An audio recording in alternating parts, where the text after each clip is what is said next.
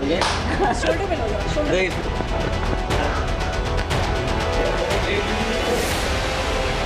The Netaji of caste consolidation.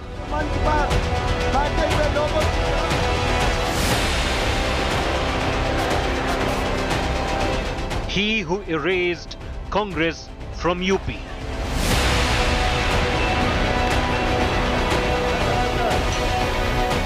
His death is the end of an era.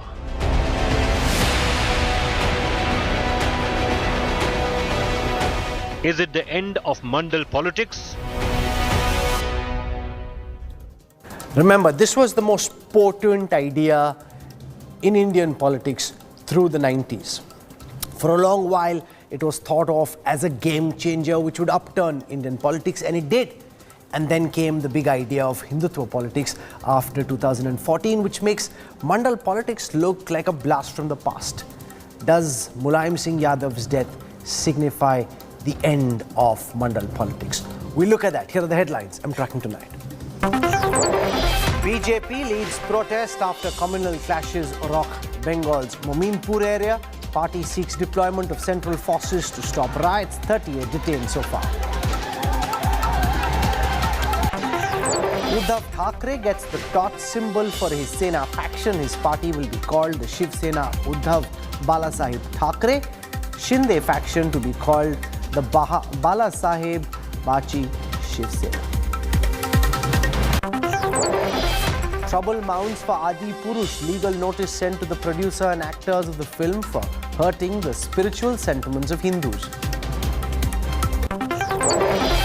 Massive escalation in the Russia-Ukraine war. Missiles rain on Kiev after blast on the Crimean Bridge. Putin chairs security meet. Zelensky looks at G7 nations for support. RBI sells dollars via state-run banks after rupee falls to a fresh record low of 82.34. The Indian currency finally closes at its Friday level of 82.32.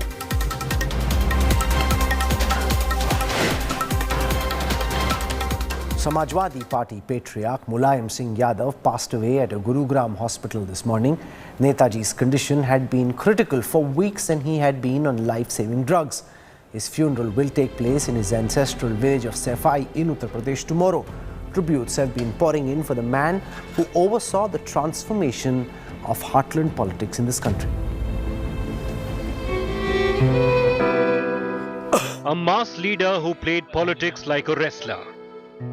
Samajwadi Party Supremo Mulayam Singh Yadav breathed his last at Gurugram's Medanta Hospital on Monday morning. The 82-year-old veteran politician was undergoing treatment since 22nd of August. His health deteriorated last week, after which he was shifted to the critical care unit. Union Home Minister Amit Shah was one of the first to pay his tribute to the Samajwadi Party founder. The Prime Minister too first tweeted, hailing the former UP Chief Minister as a soldier of democracy. He then remembered Mulayam Singh Yadav at his rally in Gujarat. मैं यहां आ रहा था तो एक दुखद खबर भी मिली। आज मुलायम सिंह यादव जी का निधन हो गया है। मुलायम सिंह यादव जी, उनका जाना देश के लिए एक बहुत बड़ी क्षति है। मुलायम सिंह जी के साथ मेरा नाता बड़ा विशेष प्रकार का रहा। जब हम दोनों मुख्यमंत्री के रूप में मिला करते थे, वे भी और मैं भी दोनों के प्रति एक अपनत्व का भाव अनुभव करते थे। मैं आज आदरणीय मुलायम सिंह जी को गुजरात की इस धरती से, मां नर्मदा के तट से उनको आदरपूर्वक भावभीनी श्रद्धांजलि देता हूं। मैं ईश्वर से प्रार्थना करता हूं उनके परिवार, उनके समर्थकों को ये दुख सहने की शक्ति दे। मुलायम सिंह जी की विशेषता रही कि 2013 में मुझे उन्होंने जो आशीर्वाद दिया था, उसमें कभी भी उतार चढ़ाव नहीं आने दिया। और संसद के अंदर मुलायम सिंह जी जैसे वरिष्ठ नेता,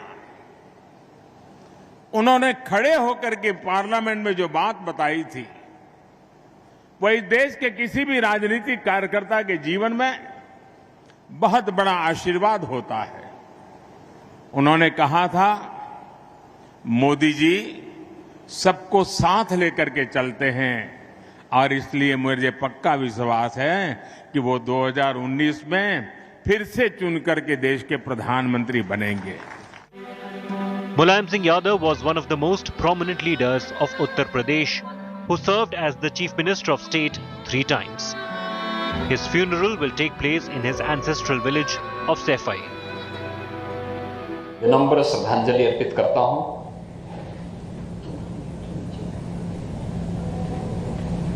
शोक संतप्त परिजनों और समर्थकों के प्रति भी अपनी संवेदना व्यक्त करता हूं। श्री मुलायम सिंह यादव जी एक जुझारू और संघर्षशील नेता थे। Regarded as Netaji by many, Mulayam Singh Yadav came close to becoming Prime Minister in 1996, but was stopped by Lalu Yadav. Tributes poured in from across political parties for the veteran leader.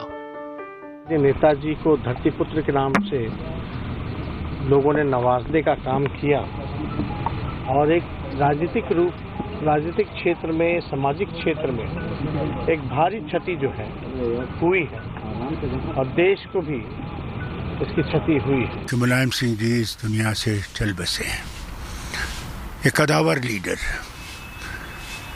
जिसकी जबरदस्त आज भारत को जरूरत थी। ये leader जो लोगों से जुड़ा हुआ था, जमीन से जुड़ा हुआ था। He was a staunch Lohite. He was the staunchest Lohite. And the fundamental principle of Lohite politics was anti-Congressism. But that did not prevent Mulayam Singh ji from blowing hot, blowing cold with the Congress. He had a good relationship, easy relationship. He fought the Congress. He took support from the Congress. Very close to Charan Singh, very close to Chandrasekhar. Very fond of Dr. Manmohan Singh. The rise of the wrestler turned socialist politician will forever be inked in the history of India. जो गैरवादी को मिटाने वाली नीति है, उस नीति में हम अड़िग रहेंगे। Bureau Report, India Today. Mulayam Singh Yadav played politics like a pahalwan, a wrestler, which he was. 3-time Chief Minister of Uttar Pradesh, he was the socialist leader who appropriated Mandal to take on BJP's Kamandal in Uttar Pradesh. With his death, does this also begin the end of Mandal politics? A defining moment in Indian politics. Then Prime Minister VP Singh tables the Mandal Commission report in Parliament. Reservations turn political. General categories up in arms as other backward classes make their way into India's social justice movement. A 27% of job quota for the OBCs based on the recommendations of a 10-year-old report. But the chaos in cities, the raging upper caste protest over OBC reservations had its own reaction. The anti-Mandal agitation set off a major socio-political churn deep inside the hinterlands of the Hindi heartland. Groomed in the socialistic ideology of his mentor Ram Manohar Lohia and later Chaudhry Charan Singh, then Uttar Pradesh Chief Minister Mulayam Singh Yadav played the Mandal card in his own characteristic style. His government brought an ordinance in November 1990, listing 55 OBCs in all categories of state government jobs. The intended masterstroke championing the OBC cause in Uttar Pradesh on the one hand and stealing the thunder from Hindutva protagonists on the other, all set to resume their Kar Seva in Ayodhya the same year. The watershed Mandal versus Kamandal politics gathered steam. Just weeks ago, UP police under the Mulayam Yadav government had opened fire at Kar Sevaks, marching towards the disputed structure in Ayodhya, triggering a stampede. The Ram Temple movement of the 1990s became inextricably linked to the Mulayam Yadav brand of politics. By now, a darling of the OBCs and the Muslim community of Uttar Pradesh, Yadav founded the Samajwadi Party in October 1992. The year when the BJP was in power and the year when the demolition took place in Ayodhya. Still, Mandal beat Kamandal in 1993. The Samajwadi leader, in alliance with the BSP of Mayawati, stopped the BJP's political juggernaut in the assembly elections. Yadav became the chief minister for the second time in Uttar Pradesh when Hindutva sentiments peaked. A chief minister for a third time in 2003, and the opposition leader in the interim. Uttar Pradesh now settled in for single-party majorities. Mulayam Yadav eventually transferred power to his son in 2012 when his SP swept the state elections. With his father in the backseat, family feud making headlines, the Samajwadi Party under Akhilesh Yadav set for a head-on collision with the BJP's Hindutva Kamandal.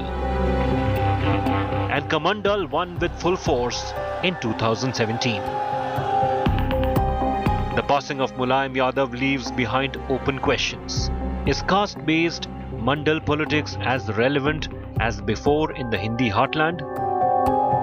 Or has the BJP's Kamandal successfully carried the Mandal element in its belly to deliver a cohesive whole of religion and caste? Bureau Report, India Today.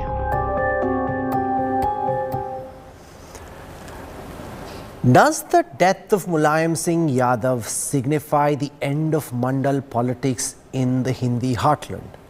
Can Mandal politics make a comeback against the idea of Hindutva? And if it does, what will be this new Mandal politics about? Remember, this was the most powerful idea in Indian politics through the 90s. It seemed for a while that Mandal politics was invincible. It took apart the Congress party, and then post 2014, we've seen the BJP march ahead, all guns blazing, with its formulation of Hindutva, upper caste, along with a lot of non-dominant OBC communities. Can Mandal politics make a comeback? Joining me for what should be a fascinating political conversation, I want to welcome first Rajdeep Sardesai. To my right, our National Affairs Editor Rahul Srivastav. With us for perspective on this, we've got Manisha Priyam. She studies India's castes and communities very, very deeply, as does Rahul Verma, fellow at the Center for Policy Research, for a right-wing perspective on how you need to look beyond Mandal politics. I'm joined by Shantanu Gupta, who's an author, political analyst, the biographer of Yogi Adityanath. Last but not least, I've got Harvard scholar Suraj Yengde. He is also a Dalit political activist. So let me start by asking Rajdeep first. 4 elections now, the Samajwadi Party bested in assembly elections and in Lok Sabha elections by the BJP. Does Mulayam Singh Yadav's death, in your view, signify not just the end of an era, but also the end of Mandal politics? I don't think Mandal politics is over. I think it's been reinvented. How? What has happened is that the BJP has co-opted Mandal. Kamandal and Mandal, the two big countervailing forces of the 1990s, have now merged in a way in the persona what I call Moditva, or what Narendra Modi in a way represents. OBC leader, and also someone who swears by Hindutva politics. Look at the BJP in Uttar Pradesh and beyond. More than 100 of the BJP MPs today are from the OBCs.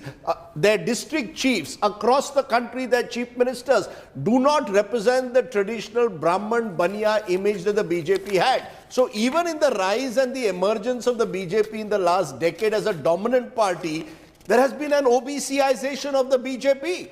So what with Mulayam Singh was seen as a breaking of a wall, a breaking of a citadel of upper caste dominance, is today the new normal. Across Indian states today, you will find more and more chief ministers who are not upper caste, who come from OBCs, including in the BJP. So rather than call it the end of Mandal politics, Rahul, I would call it the reinvention of Mandal politics. But that's not Mandal politics any longer, Rajdeep. No, because Mandal politics signifies a certain idea. Now you've got Mohan Bhagwat just on the 7th of October this year saying that concepts like Varna and Jati should be completely discarded. The RSS wants to look beyond caste and community, and therefore this is the umbrella of what I'd call Hindutva politics as being very different from Mandal politics. Rahul, practicality is different from these speeches that take place. When on the ground social engineering takes place, when you tie up with small non-Yadav OBCs, you're engaging in a different form of social engineering. Mulayam Singh Yadav engaged in open Muslim Yadav combines. The BJP in its present form, particularly in Uttar Pradesh, looked for non-Yadav OBCs and non-Jatav Dalits to form the core while expanding. So why is it Mohan Bhagwat can say we want to, end the sort of caste-based, jati-based politics, but the reality on the ground, let any BJP leader today say that when they go into an election in the Hindi heartland in particular, they don't look at caste combinations and social engineering. Of course they do. There can be no doubt about that. Is relevant. But Mandal politics has a certain definition.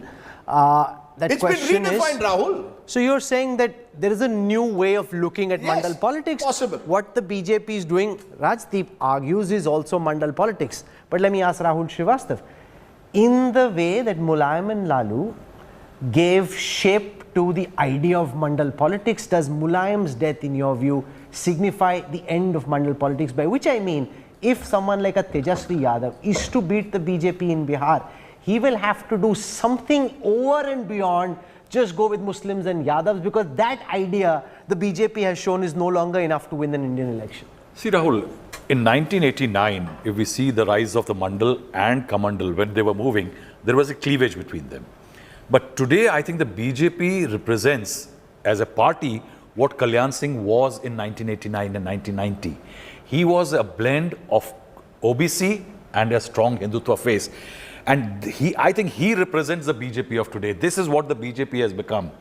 Now, in the classic sense, the Mandal politics is over because the BJP has created a new structure in which, when it talks about its politics, it says we have 27 OBCs in our Council of Ministers. It emphasizes on that, and it has got Hindutva as its parallel subtext. Now, what the BJP is doing is something very clever. This is what they always wanted to achieve, is a Hindu monolith in which the splinter groups of the OBCs, the MBCs, the Dalits and the upper caste come together. I think that's how the BJP has crafted the new politics, in which you can definitely say that the classic Mandal politics of Mulayam and Lalu, which catapulted the subalterns to emerge as the leaders of UP and Bihar, I think those days are over. All the Mandalites today are losing ground because they need to rediscover themselves in the new paradigm that the BJP has created. Manisha Priyam, I'm very curious to know what you think the future of Mandal politics is. Can the likes of Akhilesh, Tejasvi win against the BJP using the formula that took their fathers to power in Uttar Pradesh and Bihar? If not, what would it take? What form could Mandal politics take from here to be an electorally viable political formulation? So, hello? Yeah, go on. Manisha, I hear you. Can you hear me? I hear you well, ma'am. Yeah, I would like to begin by paying tribute to Mulayam Singh Yadav, and I would like to also differentiate Mulayam Singh Yadav purely from a formula of Mandal politics. Remember, there was a Mulayam before that, and there was a Mulayam after that, and Mulayam's politics meant many things. Mandal, of course, was that critical juncture when he reshaped the politics of the cow belt. Now, Mulayam Singh Yadav, first of all, meant one of the tall socialist leaders. Remember, the socialists were always many, plural faces. George Fernandez, Devi Lal, Mulayam Singh Yadav, all of them true Lohiyais, along with Karpuri Thakur. And this was a band that, literally the feat that Narendra Modi today speaks about, the anti-Congressism, the anti-Rahul Gandhi, and the anti-Parivarwad. That's something that these leaders took to every home in the Hindi heartland. So even if in Bihar, for example, somebody may be voting the Congress party, you would find them easily slip into an anti-Congress dialogue. Jaiprakash Narayan, who was the original Congress Socialist Party member, he found in these tall stalwarts the real stamina to be able to take anti-Congressism to the ground. Remember, I would always find that the agitations against the Congress were strongest and ideologically hardest in the state of Bihar. Unfortunately, very, very strongly, very poor and labor-oriented politics, but the ideology was put to scale in the state of Uttar Pradesh. So for Mulayam No, but Singh the same Yadav, mistakes that the Congress made were made by Mulayam and Lalu as well. If Congress was about dynasty, about corruption, they brought their own sons, made them in charge of their parties, and therefore the stalwarts of the Mandal movement ended up as poor replicas of the Congress. Everything that was wrong with the Congress ultimately became wrong with them too. So I think, first of all, let's call them the stalwarts of the anti-emergency movement, and then let's call them the reshaping of the arena with the Mandal movement. And I would concede very much the fact that the ideology literally tapered to an end when both of these tall leaders decided to anoint their families into power. But as far as Akhilesh Yadav was concerned, he had an agenda. He cycled through, crisscrossed through all of Uttar Pradesh. I remember very much the agenda of unemployment that he took up. But I think that remained a show that was limited to the 2012 elections. Beyond that, he was not able to towards a merger of Mandal politics and left politics, something that his father had very deftly combined to put the BJP at bay in the state of Uttar Pradesh. Rahul and Verma, I think let's look at it very practically. Can the Samajwadi Party or the RJD take on a BJP which encompasses the idea of Hindutva, and Hindutva being a larger umbrella for all Hindu communities, rather than the idea of subaltern politics as pushed by the likes of Lalu and Mulayam?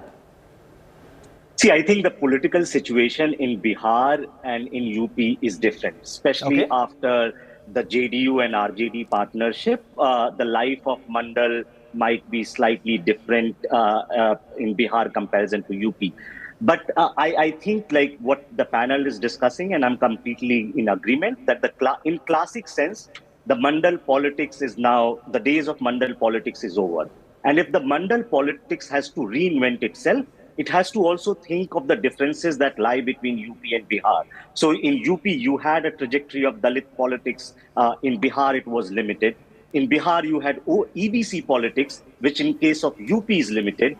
BJP is much more stronger force in UP and sort of not that strong force in Bihar. So one, these two conditions are different. Second point, if the Mandal politics has to reinvent, it has to basically think the organizational question, as you mentioned, on the dynastic. Second, very, very important, it has to address the women question. Both Mandal parties in UP and Bihar trail among women voters. And in the new scenario where BJP manages to take advantage among women voters, the Mandal parties have to come up with an answer on that. And the third and most important point is that in 90s, when the Mandal politics emerged, it emerged under a context of Congress decline.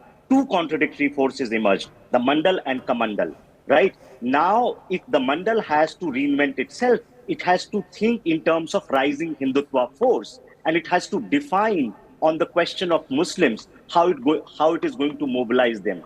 If it adopts an aggressive stand, then also there is a problem. And if it adopts a muted stand, then so you're also there playing is- fence-sitter. Let me ask you to play political analyst and strategist. If you were to craft the strategy of these Mandalite parties in Uttar Pradesh and or Bihar, what do you think they need to do to make it a winning combination, to be able to successfully take on the BJP? Do a Prashant Kishore for us. That's a very difficult task. Prashant Kishore also, I don't want to go on the PK route, but it's difficult. Like, political entrepreneurs can only capitalize situation when there is a situation to be capitalized. Right now, there is one opening on the caste census issue, and that's why the parties in Bihar moved very, very quickly on that thing. Even before they became ally, both RJD and JDU went to the president and demanded that caste census would be held.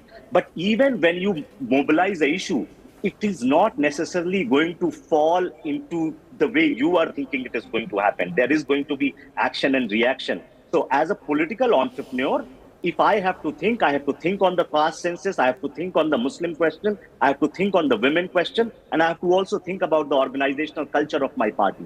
All four need some sort of like deep, serious thinking. Those are good points. Suraj Yengde, you've got Mohan Bhagwatji now talking about how he thinks the concepts of Varna and Jati are to be completely discarded. He said this at a book release function in Nagpur, where he's saying the caste system has no relevance now. As a Dalit scholar, how do you see this? Because the BJP can claim that it's not the upper caste, the Banyas, the Rajputs and the Thakurs who are taking the BJP to power.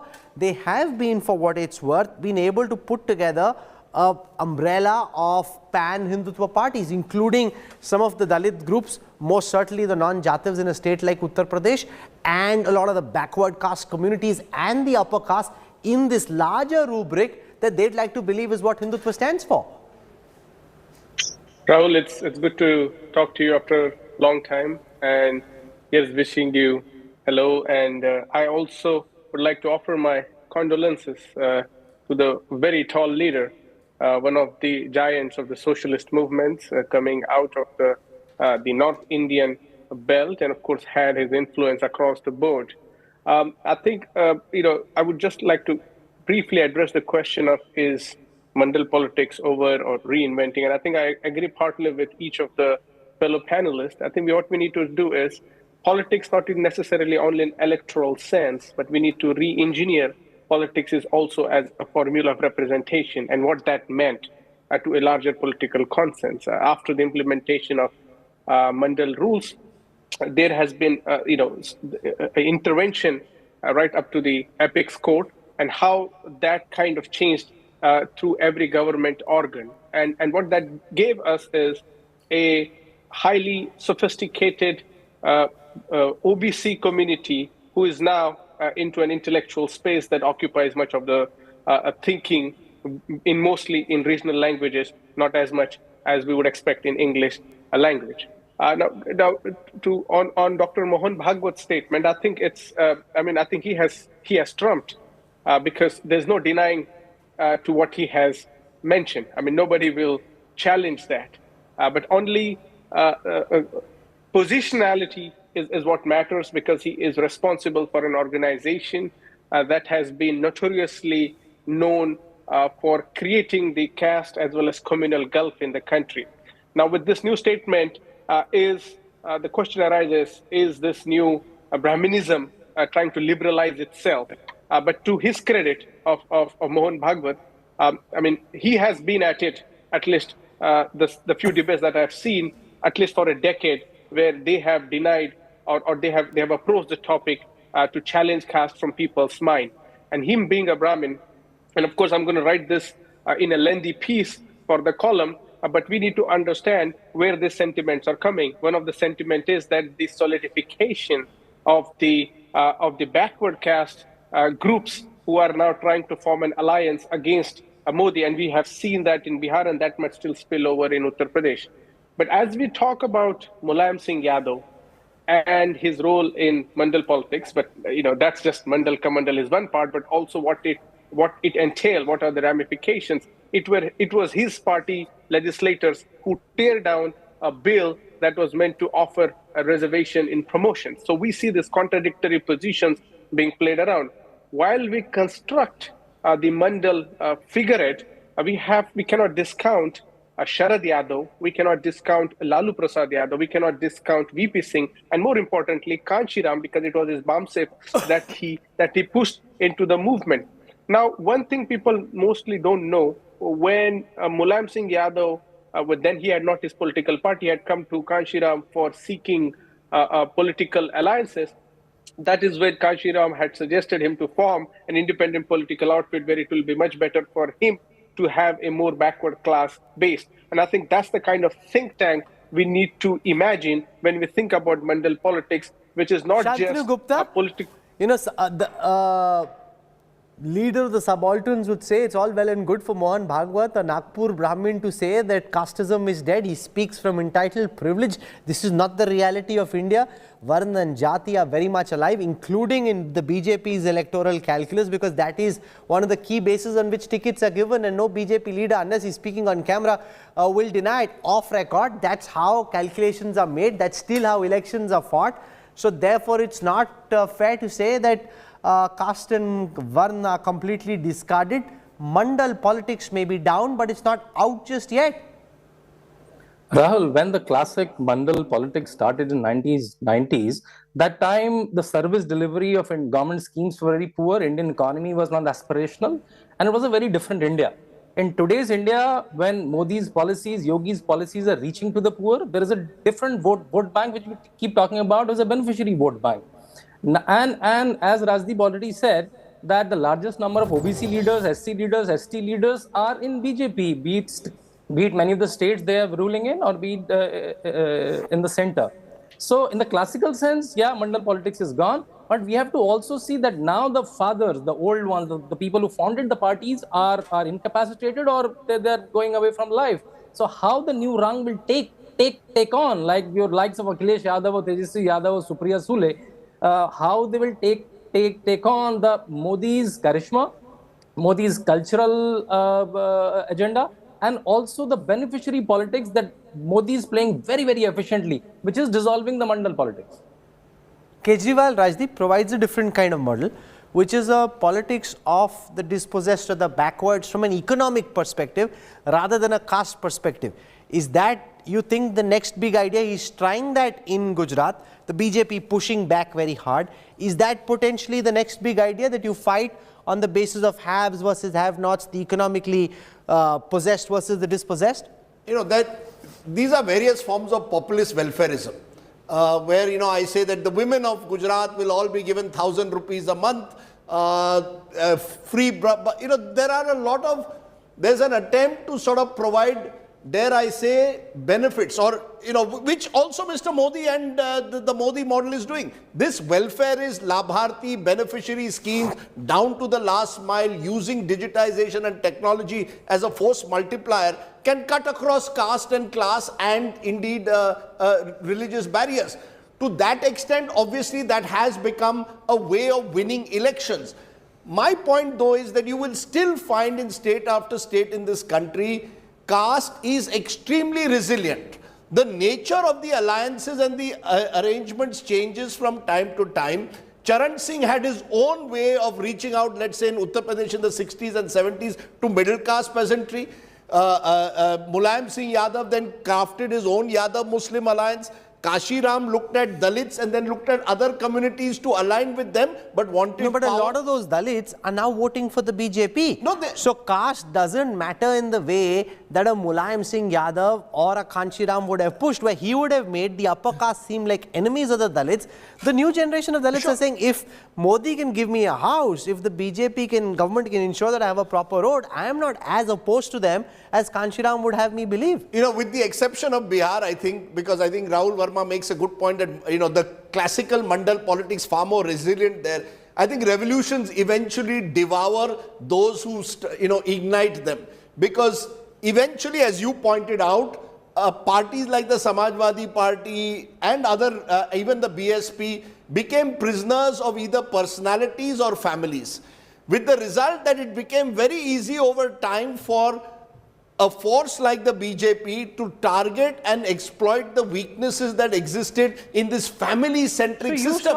That to my mind. So I just to say, caste has not gone. Caste is still relevant, but because these revolutionaries failed to recognize the importance of then providing good governance that was truly inclusive, I think somewhere they became vulnerable and the BJP was able to exploit their Rahul Srivastav, you saw Mulayam Singh Yadav's politics through its ups and downs for 3 decades. Why did he end up making many of the same mistakes that he attacked the Congress for making, which was also what was responsible for him becoming the man that he became, and ultimately he ended up doing the same things? Rahul, I met Mulayam Singh Yadav in 1989 September for the first time, and I think I've seen it with all the regional players, a lack of trust.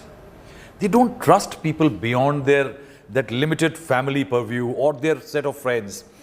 And if you're talking about this Mandal element, I think it's a very fascinating issue that if you see Modi's success or Mulayam's failure, I think there is a huge difference. Only one line is inclusive. How many do you include? You can't win on one caste or one community now in India. You need a bouquet. Modi is more inclusive today. He's winning. What has he done? Through policies, he has targeted the poor, which includes the subalterns, the Dalits and the OBCs and others, the MBCs. So he has taken that away. He has pursued policies for the OBC inclusion in politics. So he has taken that vote away. Now what Mulayam Singh Yadav's party did, they had Yadavs. Mulayam Singh Yadav at one time took a Jalon dacoit, ex-dacoit, to Ghazi Mirzapur because he wanted the Kevat and Mallah vote. That was inclusiveness. Akhilesh Yadav has not added any feather as far as a new caste group is concerned to his party. Now what have they done? The Yadavs, because they became socially dominant, they chased away the Dalits. The Yadav Raj, a lot of the other OBC Yadav Raj meant only Yadavs, not other OBCs.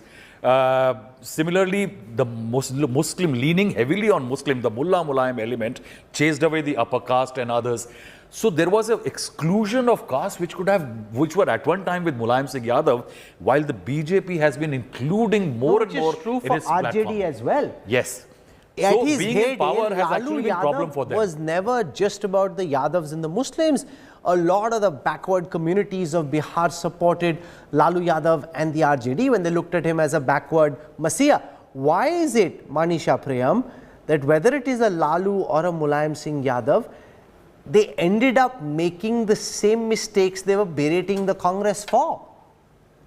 So I think we have to remember that at the peak of their success, both Lalu and Mulayam especially, had the crown of the socialist ideology of the anti-Congress struggles, but he stood tall amongst a coterie of other leaders. Remember, there was a Janeshwar Mishra, there was a Uday Pratap Singh, there was a Revati Raman Singh, there was a Sonilal Patel. If you come to the party in Bihar, you will realize there were very important Rajput leaders. There was a Raghuvansh Prasad Singh who's just passed away. There's also a Jagta Babu who you can see is at this point of time quite upset with what's happening in the party. There were other leaders. There was Umeshwar Prasad Verma. So these were all very, very important leaders. There was also the implicit alliance with the leftists. In Bihar, Lalu's party came to power with the support of the IPF. Now, once they came to power, once they consolidated, that ideological mooring that built that strong wave, I think the insecurities in Bihar especially, as the arrest on account of the fodder scam cases came ahead, there was a heavy discussion that Lalu and RJD should pick up Abdul Bari Siddiqui as the first Muslim face. Now, Lalu shied away, chose his wife to take on the chair of chief ministership.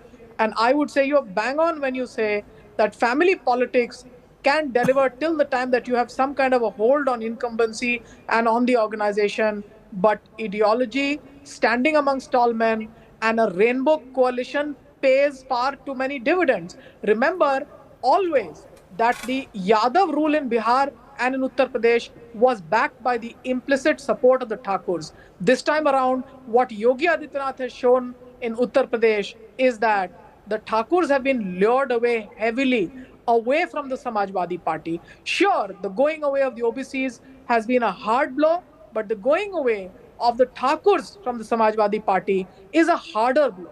I can see on Facebook today, as the tributes have poured in, many of those, especially in the Purvanchal belt, who are paying tributes to Mulayam Singh Yadav, are now with the BJP, and they had been, till just a decade ago, they had been supporters of the Samajwadi Party. This is a powerful point that you make. The fact that whoever is a winning captain, he has a powerful team with him. It's not a one-man show.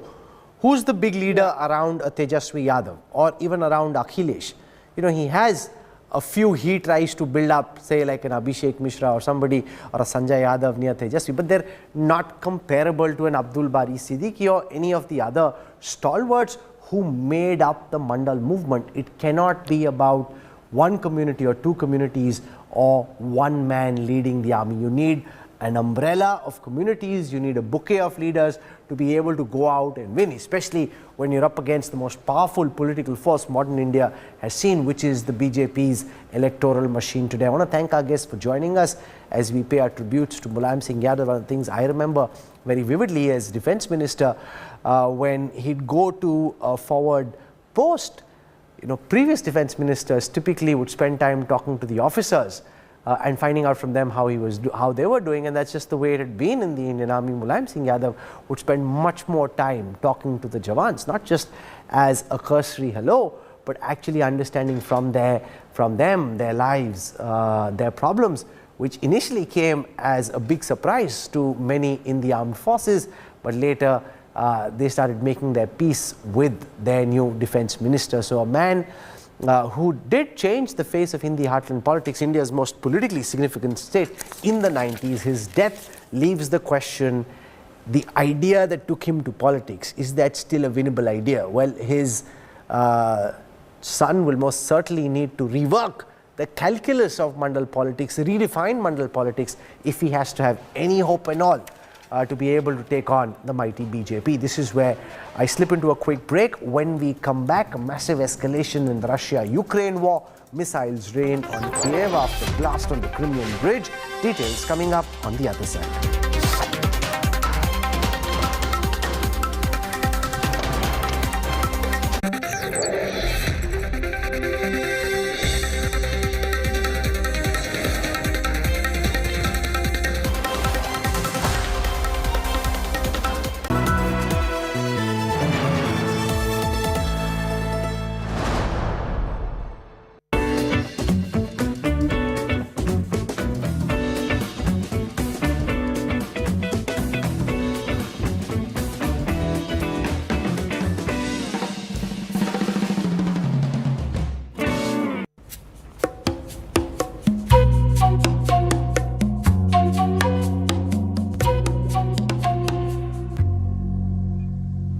I noticed something new.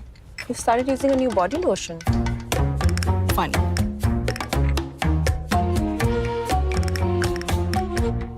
I'm so sorry for the delay. I was on another call. It just kept going on. No, Papa. You have been a steam bath. Steam bath? At home? 2 steam bath he takes. Go to your homework.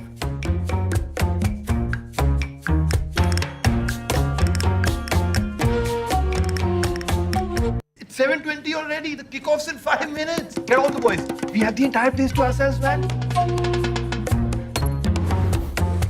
Not working? Of course it is. But I don't want you guys to be using this bathroom. So use the other one.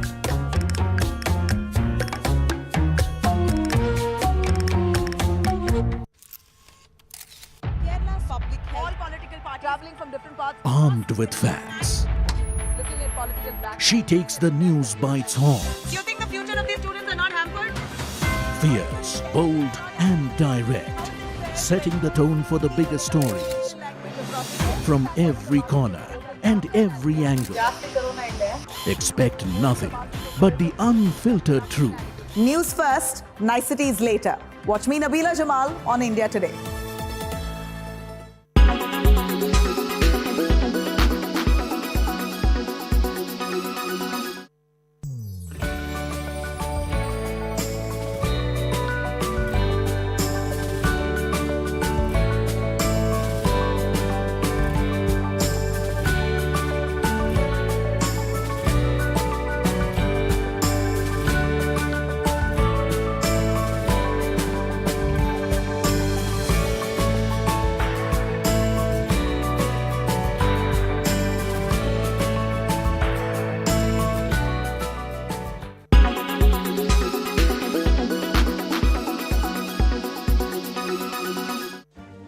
Make your media plan smarter with India Today Live TV on your connected devices. Amplify your brand with 100 million smart internet viewers. To advertise, mail us at sales@aajtak.com. Make your media plan smarter with India Today Live TV on your connected devices. Everyone's busy finding what's trending. You're busy finding out why. India Today, for those who research before reacting. Download the India Today app now.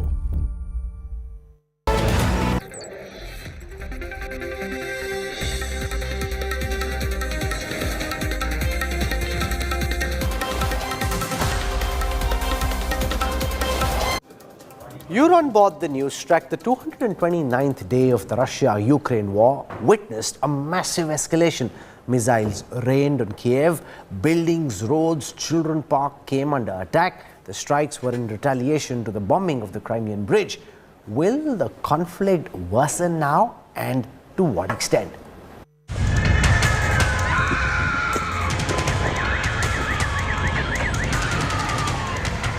Death, mayhem, panic, and chaos.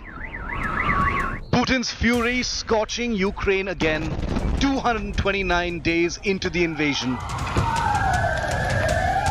Russian missile strikes pummeling Ukraine and its capital Kyiv at the forefront of this fresh escalation. The Russia fired 83 missiles. 43 of them were disabled and destroyed by Air Defense Forces of Ukraine. But 43 striked a lot of different cities of Ukraine. Тому що я щойно побачила, як летить ракета, і я почула це. This amateur video of a civilian captures the blasts in Kyiv with all its devastating effect. A playground for children, residential buildings, bridges and highways in the heart of the Ukrainian capital, all turned to dust by this renewed Russian onslaught. Coming just days after a big attack on a Russian-controlled bridge in Crimea. Civilians were seen taking shelter in underground metro and railway stations. Ukraine's president and commander-in-chief on the streets of war-battered Kyiv in war fatigues, hitting out at these attacks, calling them an act of terrorism by Putin's forces. The morning is difficult. We are dealing with terrorists, dozens of missiles, Iranian shaheeds. They have two targets, energy facilities throughout the country, Kyiv region and Khmelnytsky region. They want to destroy our energy system. They are hopeless. The second target is people. Such a time and such targets were specially chosen to cause as much damage as possible. Stay in shelters today. Always follow the safety rules. And always remember, Ukraine was before this enemy appeared. Ukraine will be after them. Russia has been using this sham pollings and sham referenda, so to say, in order to proclaim that it has some military gains. And at the same time, it has been experiencing in all four regions military defeats. And that's why Russia is going crazy and is trying to tear all the population through these rocket attacks. The fresh onslaught in the spotlight after the vital Crimea bridge connecting the annexed region with Russian mainland was destroyed in a mystery blast. Russian President Putin has accused Ukraine and President Zelensky of targeting the bridge and unleashing what he calls acts of terror. As you just reported, there is no doubt it was a terrorist act directed at the destruction of critically important civilian infrastructure of Russian Federation, and the authors, perpetrators, and those who ordered it are the special services of Ukraine.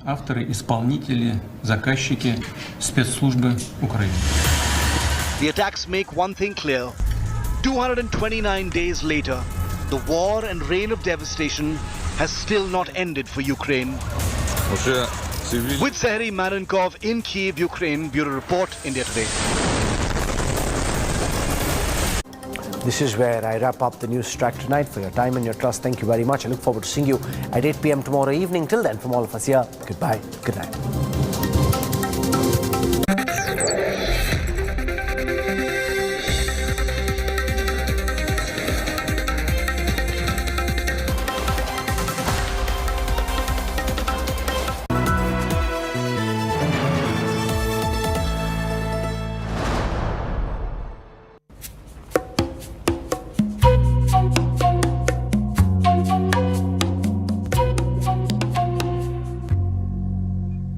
Hey, I noticed something new. You've started using a new body lotion. Funny.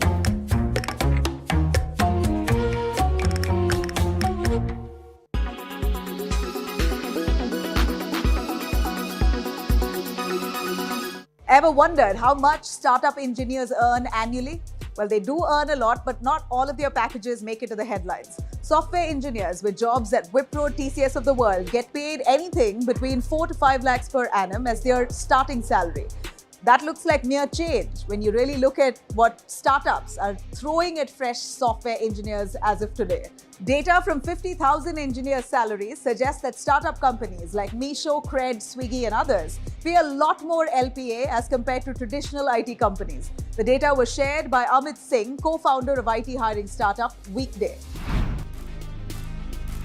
The survey reveals that social media startup ShareChat pays the highest to its mid-level software engineers. The social media platform pays around 47 lakh rupees annually for software engineers who have around 4 years of experience. Cred and Meesho come next in line, with Cred paying 40 lakhs per annum and Meesho paying 39 lakhs per annum to their software engineers with similar experience.